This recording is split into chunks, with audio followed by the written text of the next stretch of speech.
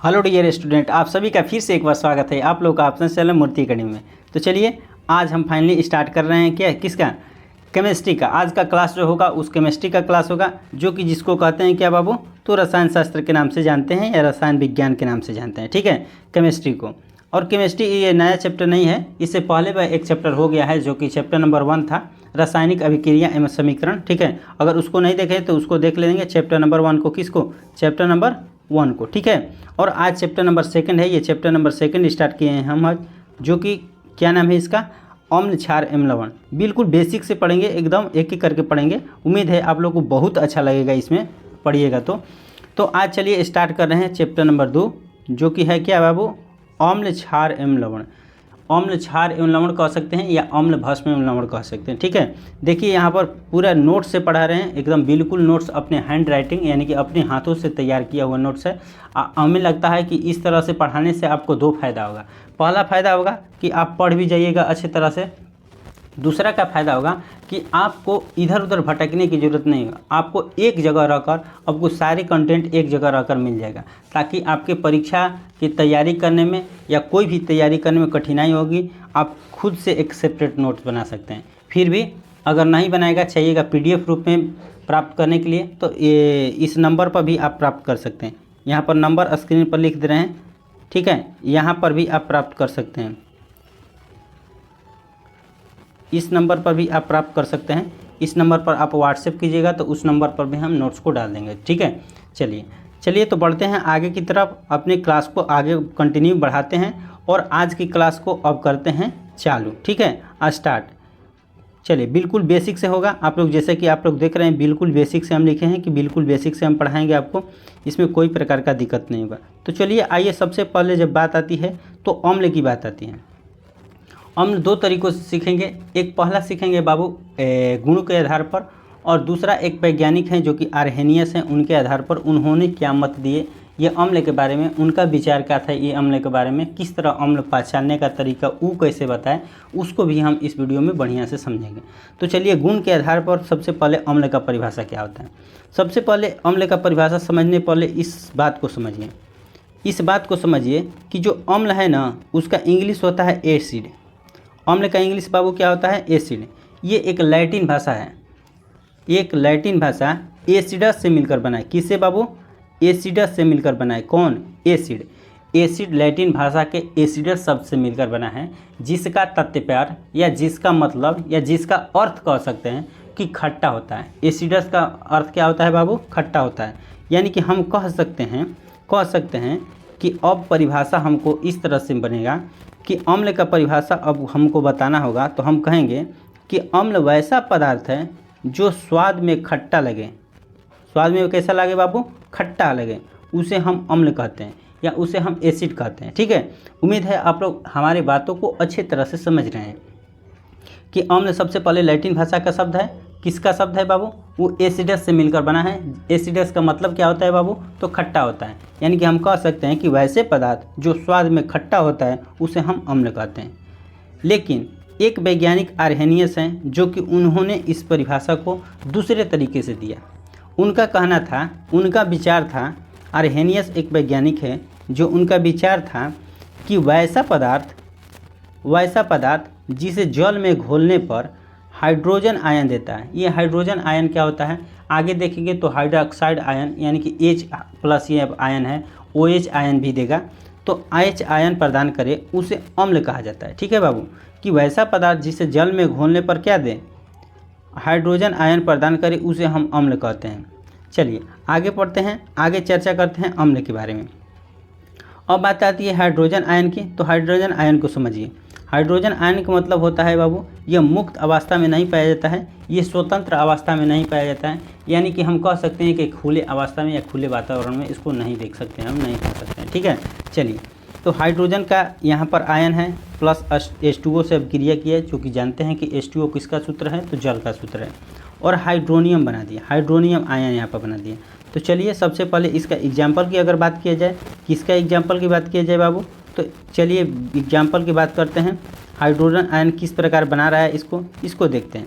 जैसे में अगर अम्ल की बात किया जाए, तो देखिए यहाँ पर अम्ल पानी से अभिक्रिया कर रहा है और यहाँ पर हाइड्रोजन आयन क्या कर रहा है बाबू, यहाँ पर दे रहा है, हाइड्रोजन आयन दे रहा है। ठीक है, चलिए अब HCl है, जो कि HCl है, H2O की उपस्थिति में देखिए हाइड्रोजन आयन दिया, यहाँ पर Cl को H2SO4 जिसको सल्फ्यूरिक एसिड के नाम से जानते हैं, ये हाइड्रोजन आयन यहाँ पर दे रहा है, यहाँ पर HNO3, ठीक है, और यहाँ पर देखिए ये H2O, यहाँ पर ये भी हाइड्रोजन आयन CH3COOH जिसको कार्बोक्सिलिक एसिड के नाम से जानते हैं।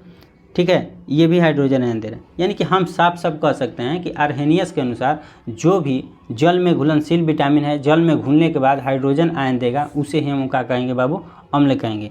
तो इस प्रकार बने इस सारे चीज़ों को हम लोग क्या कह सकते हैं, अम्ल कह सकते हैं। ठीक है, उम्मीद है आप लोग इसको अच्छी तरह से समझ गए होंगे। चलिए बढ़ते हैं आगे की तरफ, अगला देखते हैं, आगे की तरफ बढ़ते हैं और आगे देखते हैं कि किस तरह से आगे को। ठीक, चलिए अब बात आती है अम्ल की प्रकार।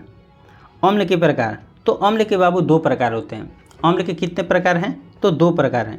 पहला अम्ल का जो प्रकार है उसको कहते हैं प्रबल अम्ल, और दूसरा जो कि अम्ल का प्रकार है उसको कहते हैं हम क्या, दुर्बल अम्ल। किसको क्या कहेंगे बाबू, दुर्बल अम्ल के जानेंगे, दुर्बल अम्ल के नाम से जानेंगे उसको। ठीक है, चलिए तो पहला देखते हैं प्रबल अम्ल के बारे में। प्रबल अम्ल कहता है कि वैसा अम्ल जो क्या करे, जिसे पानी में घुलने पर पूर्ण रूप से घुल जाता हो और पानी में घुलकर हाइड्रोजन आयन प्रदान करे, उसे हम लोग प्रबल अम्ल के नाम से जानते हैं। यानी कि पानी में घुलकर पूर्ण रूप से पानी में घुले भी और घुलने के बाद हाइड्रोजन आयन को प्राप्त करे, उसे हम लोग प्रबल अम्ल के नाम से जानते हैं। इसका अगर एग्जाम्पल की बात किया जाए तो इसका एग्जाम्पल कौन कौन हो जाएगा, जैसे में HCl आप लोग देखे हैं कुछ से पहले, पीछे में भी हम बतलाए हैं HCl जिसको हाइड्रोक्लोरिक अम्ल के नाम से जानते हैं, H2SO4 जिसको सल्फ्यूरिक अम्ल के नाम से जानते हैं, और HNO3 जिसको नाइट्रिक अम्ल के नाम से जानते हैं। ये कैसा अम्ल है बाबू, तो ये प्रबल अम्ल है। ठीक है, उम्मीद है आप लोग अच्छी तरह से इसको समझ गए होंगे। बढ़ते हैं आगे की तरफ। आगे देखिए विषैला गैस है, विषैला अम्ल जिसको कहते हैं, गैस नहीं अम्ल, जिसको फिनॉल के नाम से जानते हैं या इसी को विस्फोटक अम्ल के नाम से जानते हैं। ये HNO3 होता है, क्या होता है बाबू, HNO3 होता है। और एक दूसरा होता है संक्षारक अम्ल जिसको H2SO4 के नाम से जानते हैं, या इसे बैटरी का पानी भी कोई कहता है, या हम कह सकते हैं कि अगर इसका उपयोग की बात किया जाए तो इसका उपयोग दो तरह से होता है। देखिए खाद बनाने में भी इसका उपयोग किया जाता है, खाद्य पदार्थ बनाने में भी कह सकते हैं, और विस्फोटक बनाने में भी इसका उपयोग होता है। यानी कि विस्फोटक मतलब बम बारूद गोला, ये सब इस तरह का इंस्ट्रूमेंट बनाने में भी इसका प्रयोग होता है। किसका, तो H2SO4 का। ठीक है, चलिए अब बात करते हैं, जब प्रबल अम्ल के बारे में आप समझ लिए तो अब देखते हैं अगला क्या है बाबू, दूसरे नंबर जिसको हम कहेंगे दुर्बल अम्ल। दुर्बल अम्ल कहेंगे किसको, अब उसको समझते हैं कि वैसा अम्ल जो पानी में आंशिक रूप से क्या करें, आंशिक रूप से घुलकर हाइड्रोजन आयन प्रदान करें। जब प्रबल अम्ल की चर्चा किए थे तो उसमें बोले थे कि वैसा अम्ल जो पानी में पूर्ण रूप से घुलकर हाइड्रोजन आयन प्रदान करे, उसे हम लोग क्या बोलेंगे बाबू, तो प्रबल अम्ल बोलेंगे। लेकिन दुर्बल अम्ल जस्ट उसका अपोजिट हो रहा है, उसका उल्टा हो रहा है कि वैसे अम्ल जो पानी में आंशिक रूप से घुले, पूर्ण रूप से नहीं घूमे, पूरा आंशिक यानी कि थोड़ा थोड़ा रूप से, माने संपूर्ण रूप से नहीं घुले, उसे क्या कहेंगे बाबू, दुर्बल अम्ल। और आंशिक रूप से घुलने के बावजूद हाइड्रोजन आयन को क्या करें, प्रदान करें, उसे हम कहेंगे दुर्बल अम्ल के नाम से जानेंगे। ठीक है, उम्मीद है आप लोग इसको समझ लिए होंगे। और बढ़ते हैं आगे की तरफ, इसका एग्जाम्पल देखते हैं। जैसे में इस एग्जाम्पल की अगर बात की जाए तो CH3COOH जिसको कार्बोक्सिलिक एसिड के नाम से जानते हैं, H2CO3 जिसको कार्बोनिक एसिड के नाम से जानते हैं। ठीक है, ये इसका एग्जाम्पल है। किसका एग्जाम्पल, तो दुर्बल अम्ल का एग्जाम्पल है। चलिए अब दुर्बल अम्ल के बारे में पूरे बढ़िया से समझ लिए। अब समझते हैं क्षार के बारे में, जिसको हम लोग कहते हैं क्या बाबू, बेस। अब आइए अगले टॉपिक की ओर, जो कि क्षार, उसी को बेस कहते हैं, उसी को भस्म भी कहते हैं। ठीक है, अगर भस्म क्षार की बात किया जाए तो वैसे भस्म जो पानी में घुल जाए उसे क्षार कहते हैं। वैसे भस्म, उस तरह का भस्म जो पानी में घुले, उसे क्या कहते हैं, क्षार कहते हैं। ठीक है, चलिए अब गुण के आधार पर इसका परिभाषा हम देखेंगे। किसका परिभाषा, तो बेस का या क्षार का कहेंगे। ठीक है, भस्म का गुण के आधार पर वैसा पदार्थ जो स्वाद में कैसा लगे बाबू, कड़वा लगे, स्वाद में कड़वा लगे, उसे हम लोग भस्म कहते हैं, उसे भस्म कहलाता है, वह भस्म कहा जाता है। ठीक है, जिस तरह से अम्ल का परिभाषा हम पढ़ेंगे कि स्वाद में खट्टा लगे उसे हम लोग क्या कहते हैं, अम्ल कहते हैं। उसी तरह से भस्म का परिभाषा है कि जो स्वाद में कड़वा लगे, जो कड़वाहट महसूस होके, उसे हम क्या कहेंगे, तो भस्म कहेंगे। ठीक है, चलिए अब आर्हेनियस एक वैज्ञानिक है, उनके अनुसार देखते हैं कि उनके अनुसार वो किस तरह से परिभाषा दिए, किसका, क्षार का या भस्म का, कि वैसा पदार्थ जिसे जल में घोलने पर OH आयन प्रदान करें उसे हम भस्म कहते हैं या क्षार कहते हैं। ठीक है, OH आयन प्रदान करें कहाँ पर बाबू, तो जल में घुलने पर। ठीक है, तो आइए जल में घुलाते हैं और देखते हैं कि किस तरह से OH आयन देता है कि नहीं देता है। ठीक है, चलिए तो इसका देखिए, OH का मतलब होता है हाइड्रोक्साइड आयन, जो कि आप लोग को पीछे भी हम बात चर्चा किए हैं और आपको बता दिए हैं। अब जैसे कि अगर बात किया जाए तो देखिए, भस्म प्लस पानी मिलकर इसमें क्या हो रहा है, यह क्षार प्लस पानी मिलकर OH प्रदान कर रहा है। तो चलिए एग्जाम्पल लेते हैं, जैसे KOH है, जिसको पोटेशियम हाइड्रोक्साइड के नाम से जानते हैं। ये जल में घुलता है और घुलने के पश्चात OH आयन देखिए यहाँ पर दे रहा है। ठीक है, उसी तरह से NaOH है, जो कि जल में घुलने के बाद क्या दे रहा है, OH आयन दे रहा है। यानी कि हम कह सकते हैं कि वैसा पदार्थ जो जल में घुलने के पश्चात OH आयन दे उसे हम लोग भस्म कहते हैं। यानी कि हम कह सकते हैं कि KOH जो है वो भस्म है, और NaOH है जिसको क्या कहते हैं, सोडियम हाइड्रोक्साइड कहते हैं, वो भी क्या है बाबू, तो वो भस्म का उदाहरण। ठीक है, चलिए उम्मीद है आप लोग भस्म के बारे में भी अच्छे तरह से समझ गए होंगे। अब हम बढ़ते हैं KOH के बारे में। तो KOH के आप जानते हैं कि पोटेशियम हाइड्रोक्साइड होता है, और NaOH के जानते हैं कि सोडियम हाइड्रोक्साइड होता है।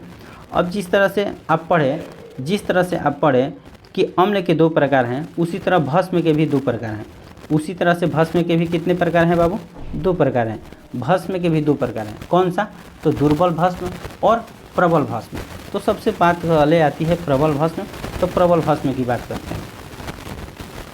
प्रबल भस्म कहता है कि वैसा भस्म जो पानी में घुलकर कितने रूप से, पूर्ण रूपों से, वैसा भस्म जो पानी में पूर्ण रूपों से घुलकर हाइड्रोक्साइड आयन प्रदान करे उसे हम प्रबल भस्म के नाम से जाना जाता है या प्रबल भस्म कहते हैं। ठीक है, जिस तरह से इसका एग्जाम्पल की अगर बात की जाए तो वहीं प्रबल एग्जाम्पल का हो जाएगा, KOH हो जाएगा, NaOH हो जाएगा, और बहुत सारे एग्जाम्पल इसका हो सकते हैं। ठीक है, चलिए आगे बढ़ते हैं दुर्बल अम्ल के बारे में।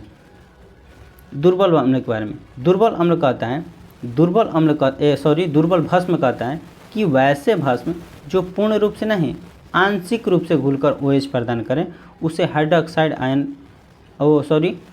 आयन प्रदान करें उसे हम दुर्बल भस्म के नाम से जानते हैं। फिर से एक बार इसकी चर्चा करते हैं दुर्बल भस्म के बारे में, कि वैसा भस्म जो जल में आंशिक रूप से क्या करें, घुले और OH आयन दे। जिस तरह से पूर्ण रूप से नहीं घुले, आंशिक रूप से घुले और OH आयन प्रदान करें उसे हम लोग दुर्बल भस्म के नाम से जानते हैं। अगर इसका उदाहरण की बात किया जाए तो इसका उदाहरण हो जाएगा मैग्नीशियम हाइड्रोक्साइड। ठीक है, ये जल में देखिए, जल में यहाँ पर घुल रहा है और जल में घुलने के पश्चात OH आयन प्रदान कर रहा है। ठीक है, चलिए अब आगे बढ़ते हैं, और बहुत सारे एग्जाम्पल हैं इसका। और एग्जाम्पल एक देते हैं, जैसे कैल्शियम हाइड्रोक्साइड। देखिए यहाँ पर कैल्शियम हाइड्रोक्साइड है, और कैल्शियम हाइड्रोक्साइड जल में घुलने के पश्चात देखिए यहाँ पर OH आयन प्रदान कर रहा है। ठीक है, चलिए अब जो भस्म है, अब भस्म के बारे में थोड़ा चर्चा कर लेते हैं। ये भस्म एंटा एसिड होता है और खाना पचाने में इसका बहुत सारा उपयोग होता है।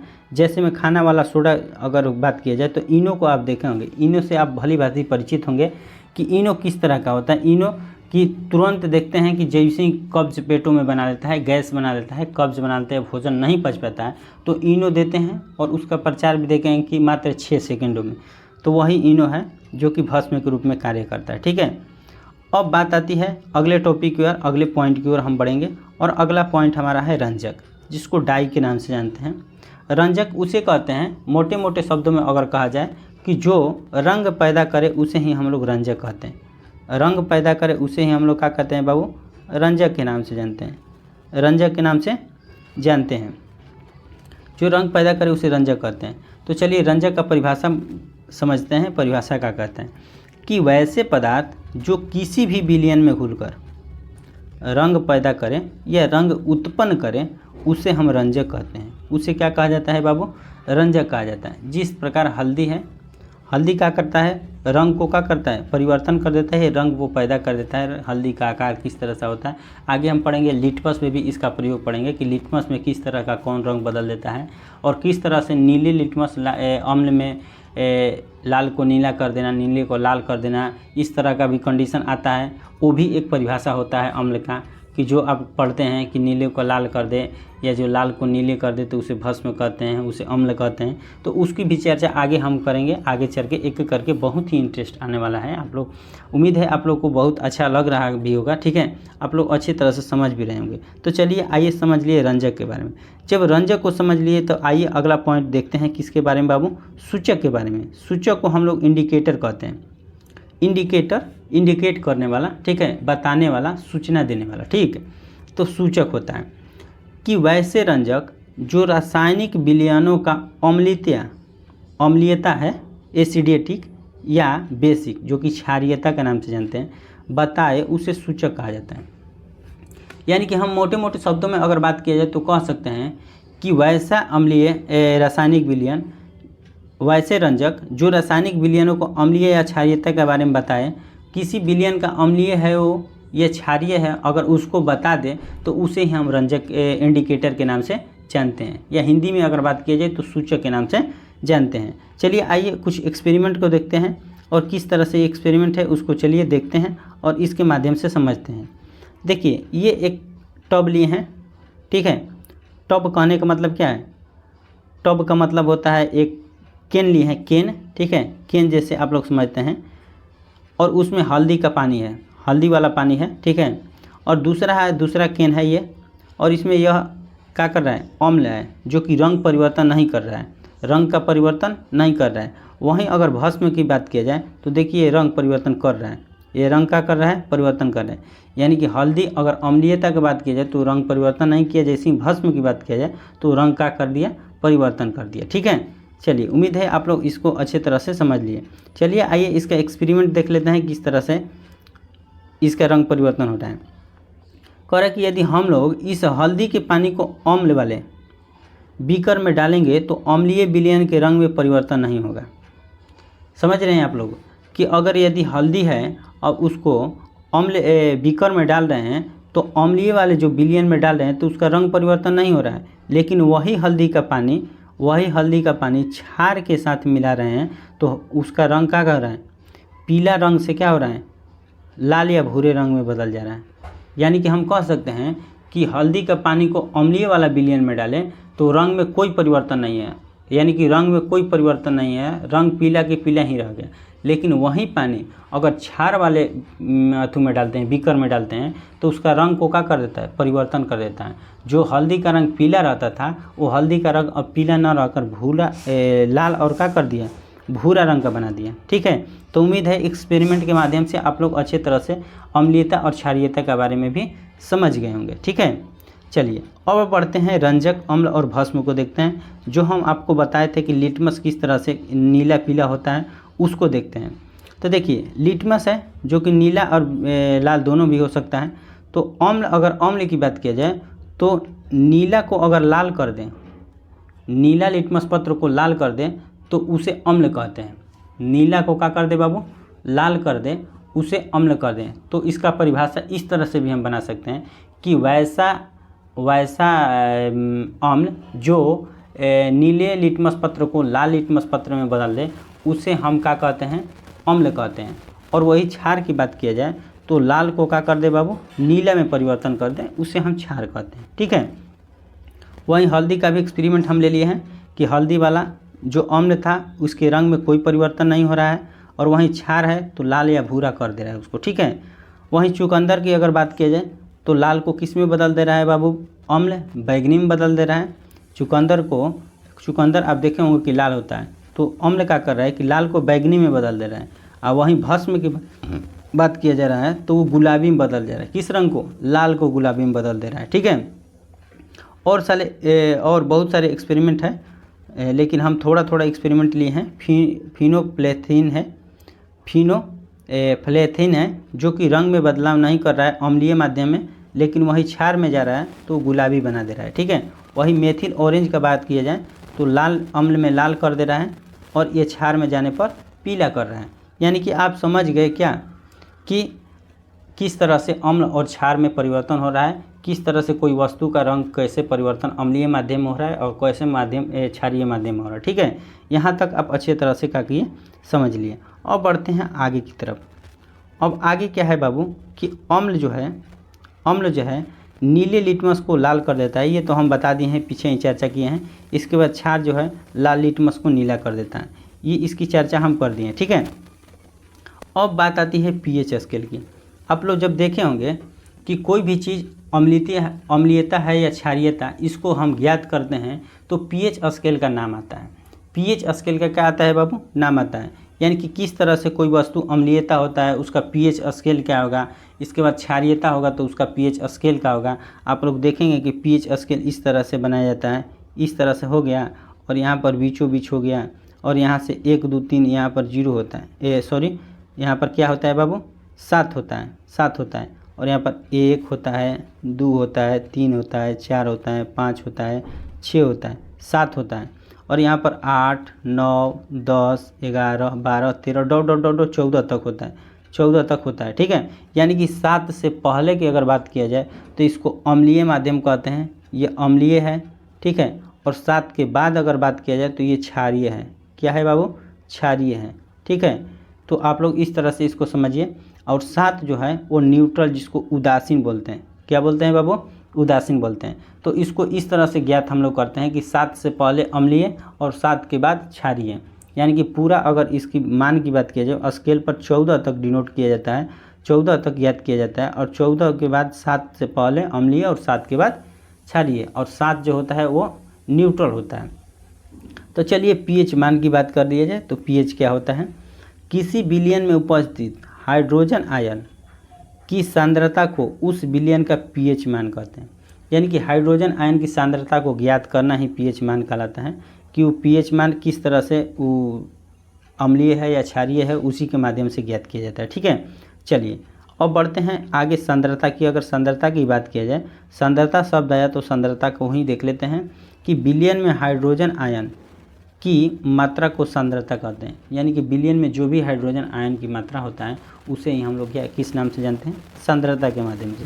पीएच का फुल फॉर्म होता है पोटेंज होता है, पोटेंज जिसको पावर कहते हैं, और हाइड्रोजन, एच का मतलब हाइड्रोजन होता है। यानी कि हाइड्रोजन पावर ऑफ हाइड्रोजन ही पोटेंज पीएच कहलाता है। इस तरह से हम इसको समझ सकते हैं। अब स्केल की बात आई, पीएच स्केल जो कि आप लोग बताए हैं कि किस तरह से अम्लीय होता है और किस तरह से क्षारीय होता है। तो पीएच स्केल कहता है कि वह स्केल जिसकी सहायता से हम किसी विलयन का पीएच मान ज्ञात करते हैं। वही कि मान लेते हैं कि यहाँ से यहाँ तक है तो ये 7 हो गया, तो इससे पहले ये अम्लीय हो गया और इसके बाद ये क्षारीय हो गया, तो वही पीएच स्केल ज्ञात करता है। तो वही कह रहा है कि पीएच स्केल हमें यह बताता है कि कोई विलयन कितना अम्लीय है या कितना क्षारीय है। तो स्वाभाविक बात है कि पीएच स्केल से ही हम पता करते हैं। और पीएच स्केल पर आप लोग जानते होंगे कि 1 से 14 तक डिनोट किया जाता है, जिसमें 7 से पहले अम्लीय और 7 के बाद क्षारीय है। ये आप अच्छे तरह से समझ भी लिए होंगे। ठीक है, चलिए अब बात आती है बाबू, यहाँ आज तक यहीं तक क्लास आज रहेगा। पीएच स्केल का खोज कौन किया था, तो अगर इसका खोज की बात किया जाए तो सोरेनसन ने किया था। इसका खोज सोरेनसन ने 1909 ईस्वी में किया। आज का क्लास यहीं तक रहेगा। अब इससे पहले के क्लास, इसके बाद इससे आगे का क्लास चलेगा। बहुत सारे टॉपिक इसमें अभी बचा हुआ है और एक एक पॉइंट को हम एक अच्छे तरह से देखेंगे। उम्मीद है आप लोग इसको अच्छे तरह से समझ लेंगे और इस वीडियो को देखे होंगे, आप लोग अच्छे तरह से देखे होंगे और अच्छा भी लगा होगा। ठीक है, तो चलते हैं, मिलते हैं अगले टॉपिक के साथ अगले वीडियो में। तब तक के लिए जय हिंद।